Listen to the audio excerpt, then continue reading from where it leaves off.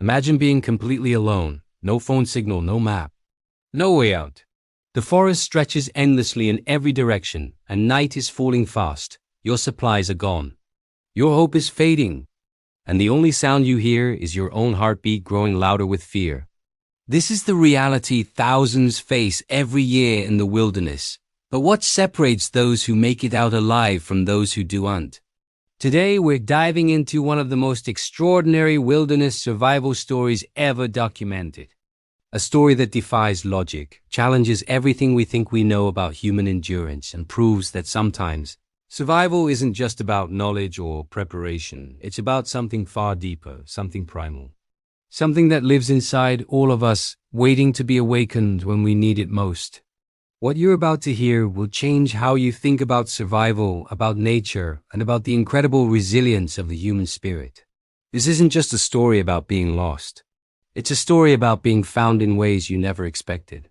It started like any other hiking trip. An experienced outdoorsman named Marcus Thompson set out on what should have been a routine 3-day trek through the Pacific Northwest wilderness. He'd done this trail dozens of times before. He knew these mountains like the back of his hand. But nature has a way of humbling even the most prepared among us. A sudden storm rolled in without warning, the kind that transforms familiar trails into unrecognizable landscapes within minutes.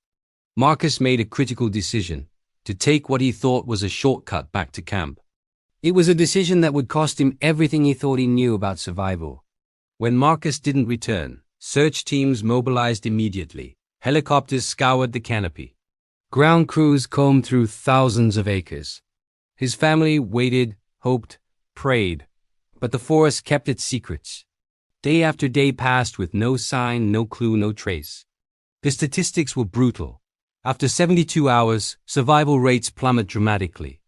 After 7 days, most search and rescue operations shift from rescue to recovery.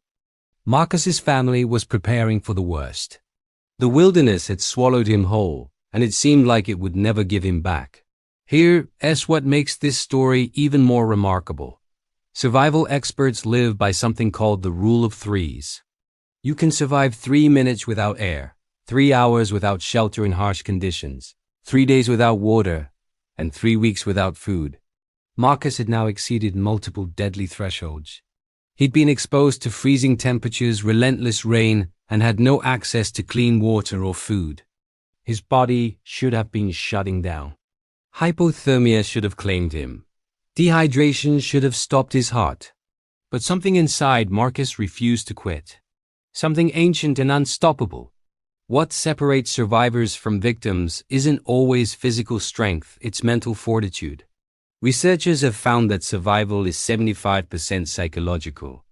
Marcus later described entering what he called the survival trance, a state where panic gives way to absolute clarity, where every decision becomes simple because the alternative is death. He stopped thinking about rescue and started thinking about the next hour, the next minute, the next breath. He built crude shelters from branches and moss. He collected rainwater in leaves. He kept moving, kept his blood flowing, kept his mind focused on one singular purpose, staying alive until sunrise. Then doing it again. Lost in the wilderness, Marcus began seeing the forest differently.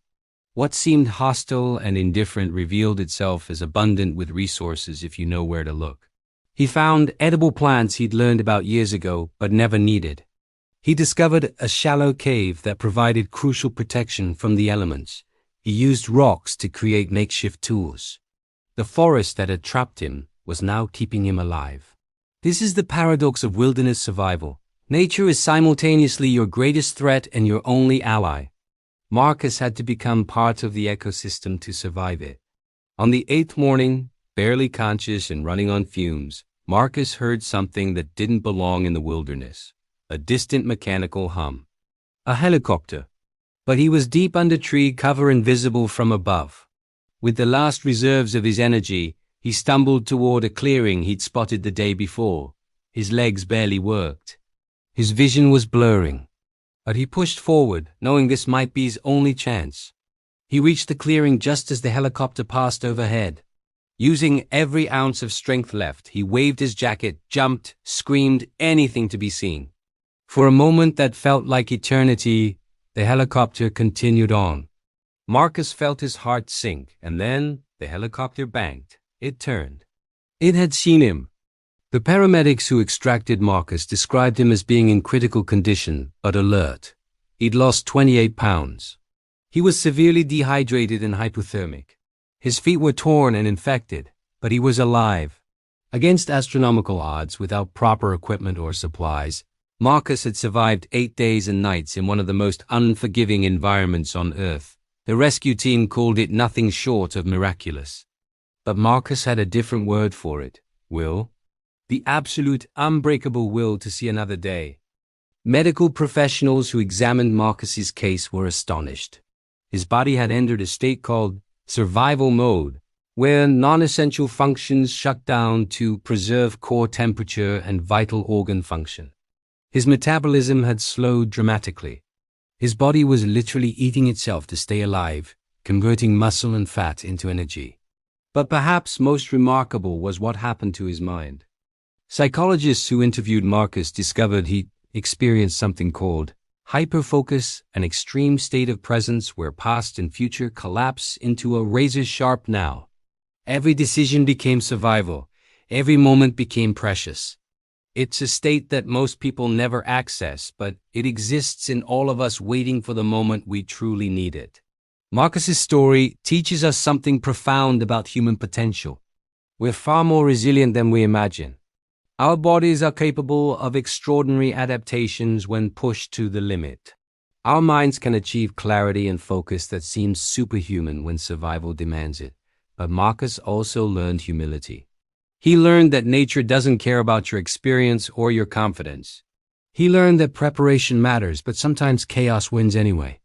And most importantly, he learned that survival isn't about never falling, it's about always getting back up, no matter how impossible it seems. Today, Marcus speaks to survival training groups and search and rescue teams.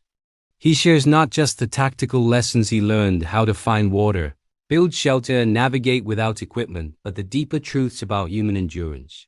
He talks about the moment he almost gave up, and the tiny voice inside that said, "Not yet." He describes the profound gratitude he feels for every ordinary moment that used to pass unnoticed. A hot meal, a warm bed, the faces of people he loves. Marcus says his 8 days lost in the wilderness taught him how to be found, not by rescuers, but by himself. He discovered reserves of strength, courage, and determination he never knew existed. Marcus Thompson's story reminds us that we're descended from survivors. Every single one of our ancestors faced impossible odds and found a way through. That DNA lives in us. That strength is dormant inside you right now, waiting for the moment you need it most. Whether you're facing physical danger or life's metaphorical wilderness, loss, heartbreak, failure, fear, you have within you the same power that kept Marcus alive. The power to take one more step. To survive one more night. To believe that rescue is coming, even when everything says it won't. So here's my question for you. What wilderness are you facing right now? What impossible situation feels like it's swallowing you whole? Drop a comment below and share your story, because sometimes just knowing we're not alone in our struggles is the first step to finding our way out. If this story moved you, hit that like button and subscribe to this channel for more incredible true stories of survival, resilience, and the unbreakable human spirit. Remember, you're stronger than you know. You're more resilient than you believe. And you're never truly lost as long as you refuse to stop moving forward. Stay strong out there. And I'll see you in the next one.